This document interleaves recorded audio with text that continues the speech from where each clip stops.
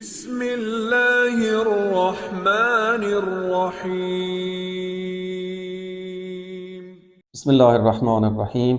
کتاب بدایت الحکمہ جس کے مصنف محمد حسین طباطبائی اور اس کے 10ویں مرحلے کی آخری فصل پر ہم مباحثہ کر رہے ہیں۔ یہ مباحثہ تھوڑا طویل ہو گیا ہے لیکن یہ ضروری تھا، کیونکہ جب تک آپ اس جسم کی بنیاد اور اس کی حقیقت کو نہیں سمجھیں گے تو آپ کو کثیر اشیاء میں بہت ساری چیزیں آپ اس کو سمجھ نہیں پائیں گے۔ تو یہاں تک ہم پہنچے تھے کہ جسم کی حقیقت کیا ہے، کہ جسم دو جوہروں سے، مادہ اور صورت جسمیہ سے مل کر بنا ہے۔ اس میں ایک چیز ثابت امر ہے جو تبدیل نہیں ہوتی، وہ مادہ ہے، اور جس میں حرکت آتی ہے وہ صورت سے آتی ہے، لیکن مادے میں وہ قوت پائی جاتی ہے کہ ان صورتوں کو قبول کرتی ہے۔ مادہ وہ سانچہ ہے، سانچہ ایسا ہے کہ اب دیکھیں نا، نطفہ ایک الگ سانچہ ہے، بیج ایک الگ سانچہ ہے، اس پہ صورت اس سانچے کے مطابق ہی آئے گی۔ جیسا کہ ہم چیزیں بناتی ہیں، جیسا سانچہ ہوگا ویسی ہی صورت بنے گی۔ تو یہاں تک پہنچے، اور اس کے بعد ہم نے بتایا تھا کہ ڈارون کی تھیوری بھی ایک نوع دوسری نوع میں نہیں بدلتی، کیونکہ یہاں نوع نہیں تبدیل ہو رہی۔ ایسے نہیں ہے کہ نباتیہ سے مراد کوئی آم کا درخت بنے گا تو پھر اس آم کے درخت سے آگے کوئی حیوان خاص، شیر کتا بلی بنے گا، اس شیر کتا بلی سے پھر انسان، جیسے وہ کہتے ہیں چمپینزی سے انسان بنے گا، ایسے نہیں ہے۔ وہ ایک اس کی خاص جو صفت ہے اس کے ساتھ وہ جو اس کی حیات بنے گی، جو وجود بنے گا، اس سے پھر اگلا، اس سے اگلا بنے گا۔ آخری جو متن ہے چھوٹا سا، یہ آخری ہے، وَثَالِثًا أَنَّ الْعَالَمَ الْجِسْمَانِي بِمَادَّتِهِ، کہ یہ جو کل عالم جسمانی ہے، یہ جو مادہ صورت سے مل کے، مادہ اولا سے سورج جس میں پہلا عالم مادہ جو ہے، اس میں جو مادی ہے، یہ پورا عالم جسمانی وہ کس طرح بے مادہ تہل واحدہ، اس کا یہ مادہ واحد ہے، کل عالم کا بے مادہ تہل واحدات حقیقت واحدت سیالت، یہ ایک ایسی واحد حقیقت ہے جو سیال ہے۔ آپ کسی بھی چیز کو مادی اشیاء آپ چھوٹی چھوٹی لے لیں، وہ کہتے ہیں کہ یہ مادہ جو واحد ہے اور سیال ہے اور متحرکتن ہے، بے جمیع جواہرہا و آرازات، جتنے بھی جواہر یہاں پر پائے جاتے ہیں اور ان میں آراز پائے جاتے ہیں ان میں یہ مادہ ایک ہی ہے، واحدہ ہے، اور پھر سیال بھی ہے۔ ایسے نہیں ہے کہ اس میں حد بندی ہو۔ جیسا کہ زمان کی ہم مثال دیتے ہیں، زمان جب سے شروع ہوا پہلے وقت سے لے کر، اس میں یہاں پہ رکاوٹ نہیں ہے۔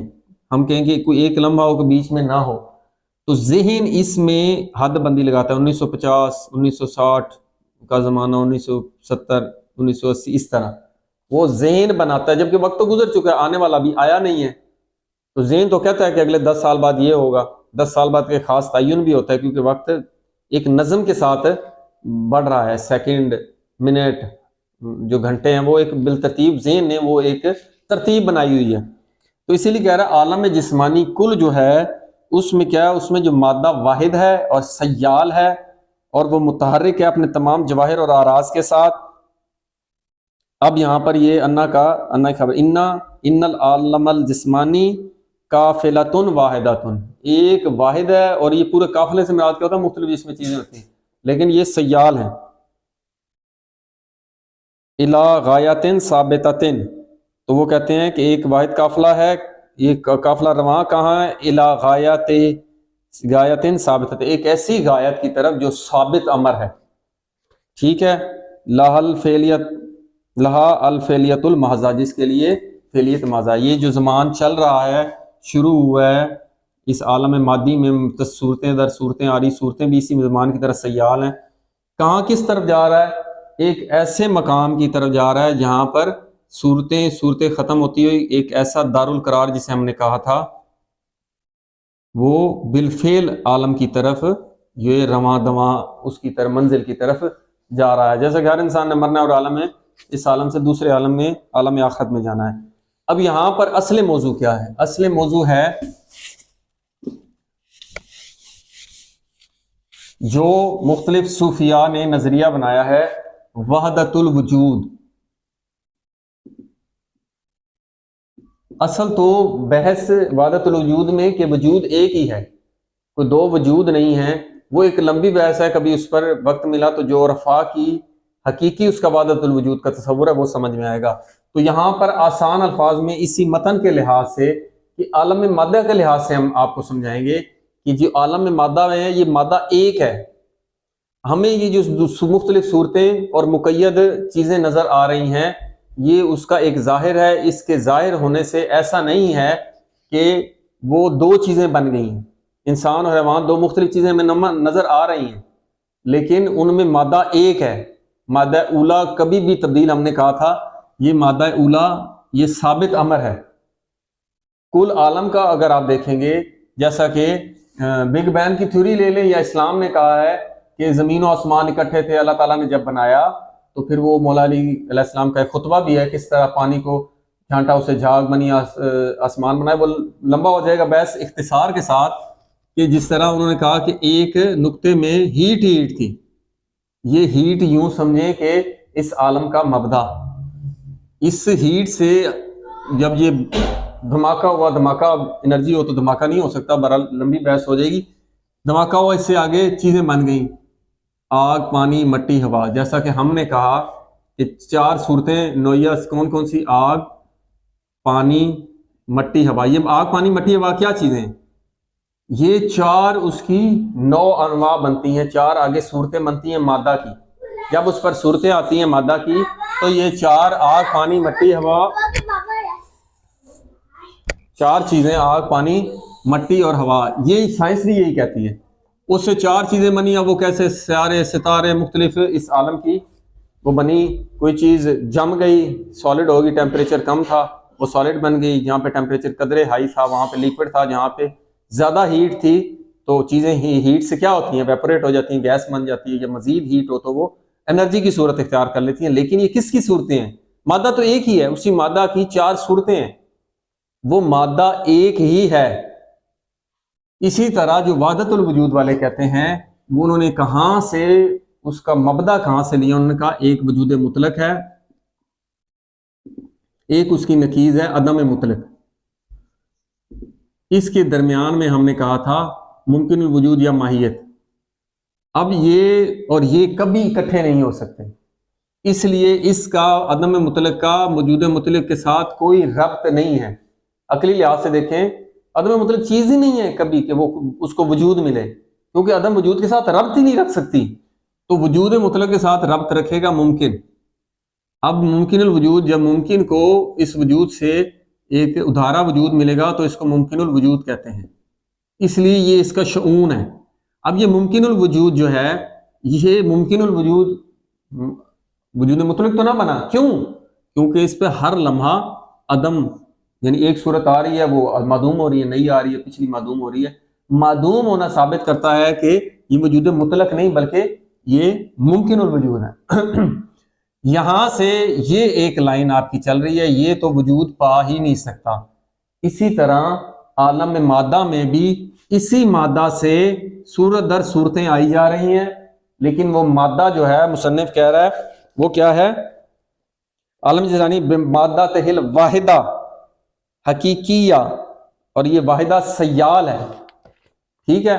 اب مصنف کہہ رہا ہے جو سائنس بھی کہتی ہے کہ E=mc² بھی بن گیا، energy can neither be created nor destroyed, اسی طرح matter can neither be created nor destroyed, یعنی جو مادہ ہے جو انرجی یہاں تھی اتنی انرجی سے ہی چیزیں آگے بنی، ایسا نہیں ہے کہ انرجی کچھ کم ہوئی یا زیادہ ہوئی، وہ انرجی کچھ جم گئی، کچھ سالڈ بن گئی، کچھ لیکوڈ، کچھ گیس، کمی بیشی نہیں ہوئی، نہ ہی یہ نئی انرجی بنائی جا سکتی ہے اور نہ ہی یہ میٹر بنایا جا سکتا ہے۔ جب انرجی ہی نہیں بنے گی، انرجی سے ہی تو یہ ساری چیزیں بنی ہیں، تو آگے آگ، پانی، مٹی، ہوا کوئی نئی چیز نہیں بن سکتی۔ اچھا نہیں بن سکتی، ہم تو نئی نئی چیزیں بنتی ہوئی دیکھ رہے ہیں۔ یہ جو نئی چیزیں بنتے ہوئے دیکھ رہے ہیں ان کی مزید ڈویژن ہے، مثلا سالڈز ہے تو 100 کچھ جو ایلیمنٹس دریافت ہو چکے ہیں، ان کے آپس میں ملنے سے مختلف صورتیں ہو رہی ہیں۔ مثلا کاربن ہے، ہائیڈروجن ہے، آکسیجن ہے، اس کی مختلف ترتیب دیں گے، اگر C6H12O6 بنائیں گے تو ایک مرکب وجود بنے گا، ٹھیک ہے۔ H2 کے ساتھ O ملائیں گے تو ایک الگ وجود ملے گا۔ بناتے جائیں، میتھین بنائیں، میتھین بنائیں. تو یہ چیزیں جو موجود ہیں ان سے آپ ملا کر یہ مختلف صورتیں بن رہی ہیں، لیکن اس کا جو اصل مادہ ہے وہ اپنے کل کا کل اتنا ہی موجود ہے، مادہ واحد ہے. اسی طرح کہتے ہیں وجود واحد ہے، یہ وجود کے جو اظہار ہیں، شعون ہیں، وہ لامحدود ہوں. جیسے سورج سے شعائیں لامحدود آ رہی ہیں، سورج میں کے اندر شعاؤں کی ترتیب نہیں ہے. وہاں پہ جیسے پانی ہوتا ہے، 1000 قطرے کو اکٹھا کر دیں وہ پانی بن جاتا ہے، اس پانی میں قطرے کا تعین نہیں ہے. ایسے سورج میں ان شعاؤں کا تعین نہیں ہے، اس سے ظاہر ہو رہی ہیں. یہاں تک آپ دیکھیں کہ جتنے بھی ادھر اس عالم میں خارجی وجودات جو آپ کو نظر آ رہی ہیں، ان کی اصل ان کے پیچھے ایک ہی مادہ ہے اور وہ ایک ہے. اس کو آپ سمجھیں گے تو یہ وحدت الوجود بھی سمجھ میں آئے گا. کیوں کہ ان اللہ دل علی وجود ہی، اللہ تعالیٰ نے اپنے وجود پر دلالت کیا بخلق ہی، اپنے خلق کے ذریعے. قرآن آپ دیکھیں بارہا بھرا پڑا ہے کہ اس میں نشانیاں ہیں ان لوگوں کے لیے جو فکر کرتے ہیں. جیسا کہ وَيَذْكُرُونَ، وہ لوگ ذکر کرتے ہیں، یذکرون اللہ قیاما وقعودا، کھڑے ہوئے، اٹھتے ہوئے اور بیٹھتے ہوئے اللہ کا ذکر کرتے ہیں. وعلی جنوبہم یتفکرون، وہ فکر کرتے ہیں، تفکر کرتے ہیں.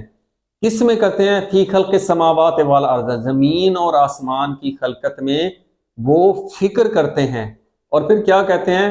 ربنا، اے ہمارے رب، کہ ما خلقتا، تو نے خلق نہیں کیا، ہاذا باطلا، اس کو باطل خلق نہیں کیا. چونکہ یہ آیت آگئی، اس میں دیکھیں ہاذا باطل، یہ ہاذا کی ضمیر جو عربی جانتے ہیں وہ کس طرف جا رہی ہے؟ زمین و آسمان کی طرف، کہ ہم نے اس زمین و آسمان کو باطل خلق نہیں کیا، کسی مقصد کے لیے خلق کیا ہے.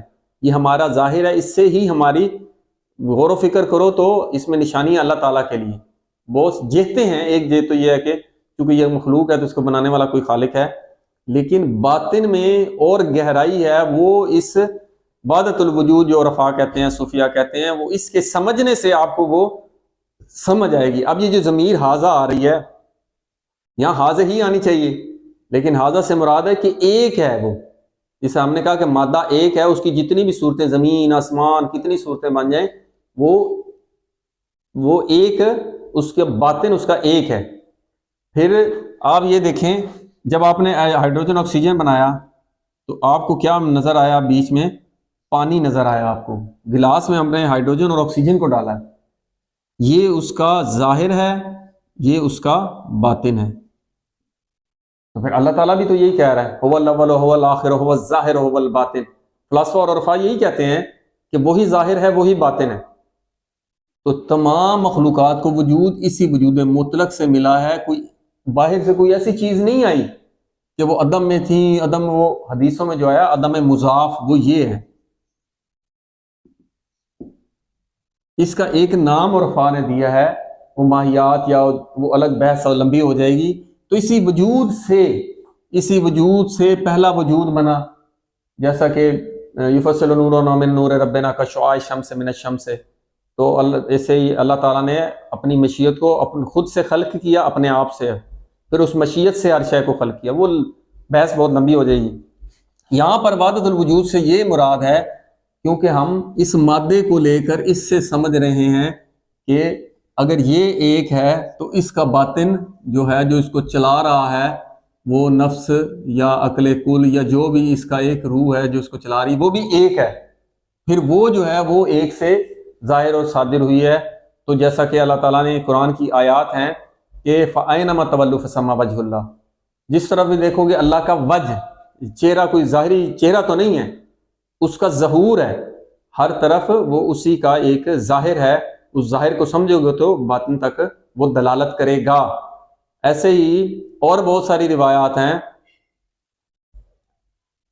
کہ خالق کل شیء الا وجہہ، ہر شے ہلاک ہونے والی ہے لیکن اس کا وجہ جو ہے وہ ہلاک نہیں ہوگا.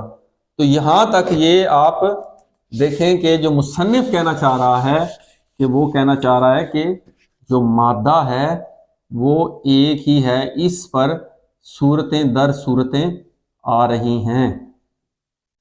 اگلے بحث میں یہ تھوڑی بحث لمبی ہو جائے گی، تو یہیں پہ ختم کرتے ہیں۔ اگلی بحث میں ہم دیکھیں گے مادہ اور صورت کے ملنے سے جو حرکت آتی ہے وہ مادہ پر آتی ہے یا اس پر آتی ہے۔ اس میں مختلف نظریات ہیں، اور حرکت جوہری کو ثابت کریں گے، وہ آخری بحث ہوگی، کیونکہ ہم حرکت جوہری پر یہ 4 مباحثے کر چکے ہیں۔ انشاءاللہ اگلی بحث میں وہ بھی اس پر مزید وضاحت ہو جائے گی۔ والحمدللہ رب العالمین۔